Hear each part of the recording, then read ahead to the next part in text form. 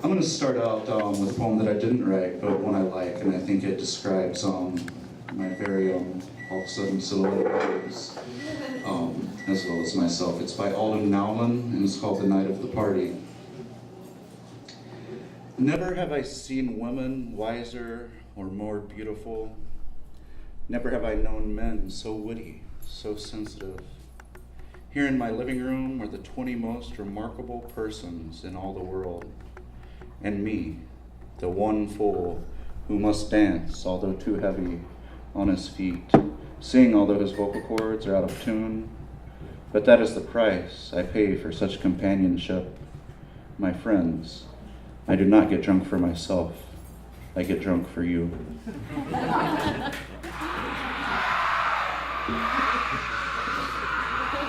That's awesome. Speaking of getting drunk, Spring Comes Like Summer, New Albany, Indiana, March 26, 2009. Dogs frolic in front yards, celebrating end of cold days, let out to pee shivering, celebrating spring strollers down side street sidewalk, celebrating white blossoms falling over our chain link fence, dancing to the lawn. Bright sun beckoning memories spring from my head of whiskey lazy days waltzing through People's Park in one of those beatific Bloomington summers when college boys don't want to fight after too many Jaeger bomb shots, just shout loudly to friends passing by from crowded bar patios. And the girls, unafraid in their sundresses and flip-flops, non-apprehensive of our blatant sexuality. Jeff and I flirting with the day, ogling an innuendo like whimsical musings on space and time. Whimsical like these white petals, now carpeting the yard, half grass, half dirt, now soft white. And people bought my copy store poetry books, $3 a pop, me buying us beers after every sale, and cigarettes. We offer whiskey shots from the old Crow bottle to random passers-by, and they accept. Grimace them down, trying hard to still smile, to thank us, and to chat about bittersweet nothingness of summer. Then smiling again, this time naturally, no one running late anywhere, nowhere more important than the space of now. Then, the utopian center of 20-somethingness, bohemic Bloomington consciousness under summer, smiles, where no one needs to write, no one needs to paint or work or hurry or worry.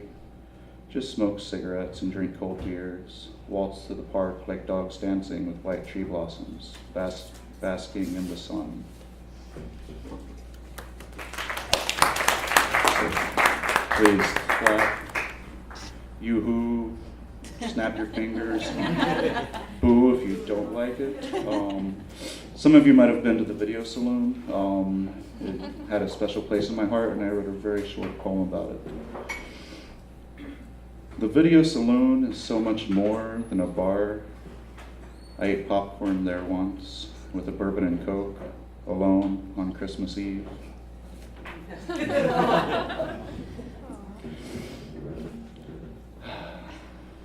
let's get into some sad stuff, shall we? This is called The Silence, and it's called The Silence. The bouncing laughter of children playing in the street, below bluebirds singing a happy love song, filters softly through a second-story window, where the incessant, harmonized buzz of appliances drowns out the beat of a lonely heart to the ears of a man who cannot make a sound.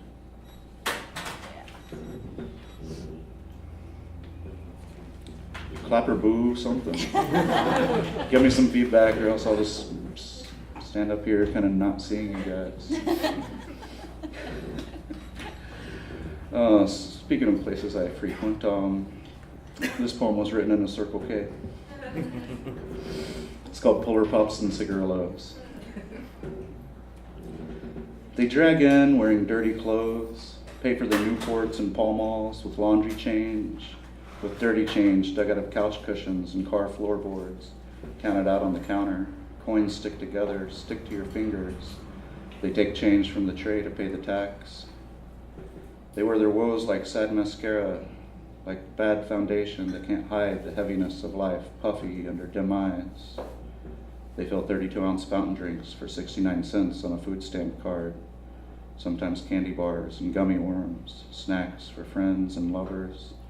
Some laughing riotously while others argue in hushed screams. Who said what? Who's paying the rent? Whose mom's watching the kids?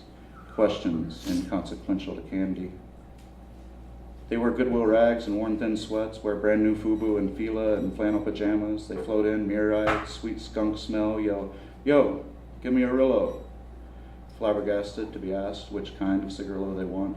There are at least 15 varieties: strawberry, peach, wine, white grape, what have you. They buy 2 liters too, and milk and flour and sugar, caffeine pills, little packets of 4 aspirin capsules, and every once in a while, toilet paper. They put less than a gallon of gas in their car, come back later for more, buy lottery tickets and scratch them off on the counter or save them for the return home, linger, and spend the rest of their $10 or $20 on a few more in anticipation of losing. Or they don't buy anything, just want to use the phone or bathroom where they eat unpaid hostess and turkey sandwiches on white, leave soggy leftovers hidden in the back of the toilet, take a shit, take shooters of B-Mate Star chased with cheap beer they bought from the liquor store on the opposite corner. Or just talk to the poor, jaded clerk who could not care less behind the polite chuckle and convenience store smile, barely engaging with his automated minimum wage banter. Or they just walk around browsing.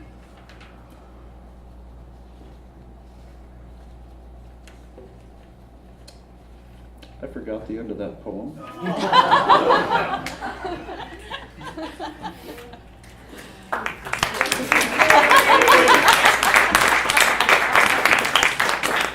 If you couldn't tell, I'm a professional. I've done this before. That poem usually prints out on 2 pages, but because it's set for the dimensions of the book, I guess it printed out on 3.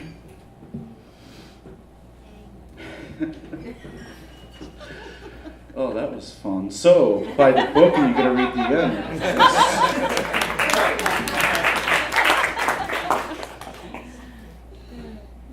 Planned it that way. We have a few more minutes if you're not sick of me and want to hear a whole poem or 2.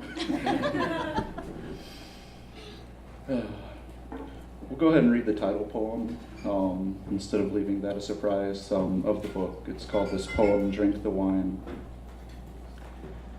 She writes drunk poems in her underwear, then wears them the next day. Sweat and ink run down her thigh, staining her sock band black. The poems are happy, puking down her legs, existing on their cotton canvas, publicly intoxicated against her ass. No one else knows how much passion she has in her pants, written the night before over a bottle of wine, but today by 2 o'clock, the sweat has stopped, the ink is dried, and the poems are just hung over.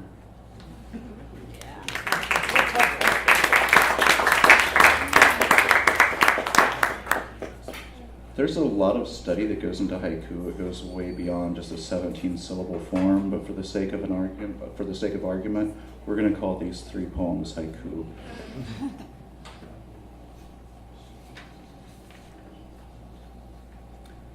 Soft green grass stays green after nightfall when it seems hardened midnight black. Gelatinous glob flies green through fresh morning air, was once in my lung. Brother sticks his arm out car window. Jesus Christ, a bird just hit me.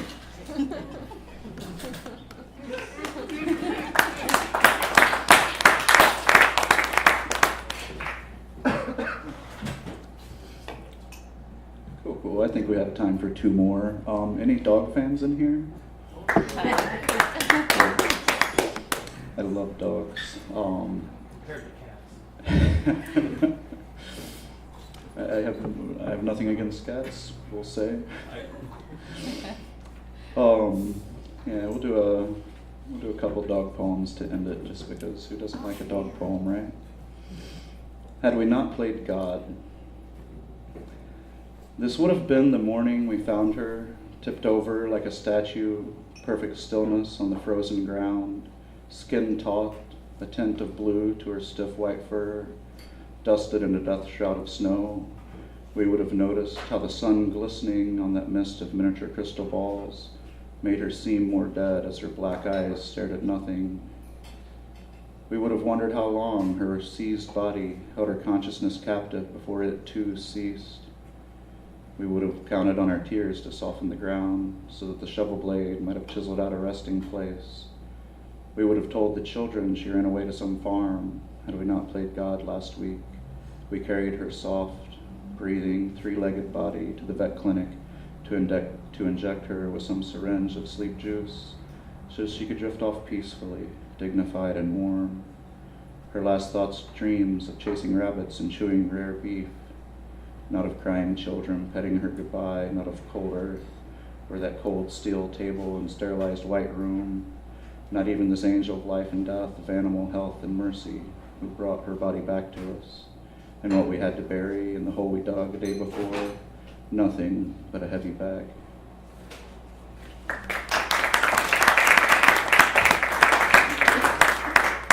Okay, so I don't like poetry that's too didactic or preachy or whatnot, but so I apologize ahead of time. This is called Your Face. So we had this dog that laid on the ground, spinning in circles, head buried in his groin. Rufus, quit fucking your face! He'd stop, look up, lowered eyes, slouch back, shameful. Turns out he wasn't humping, but biting some irritated node underneath his skin or scar tissue from his second neuter, really chewing the shit out of it. But that's not the point, really. This story is a metaphor for you, my dear audience. Quit fucking your face.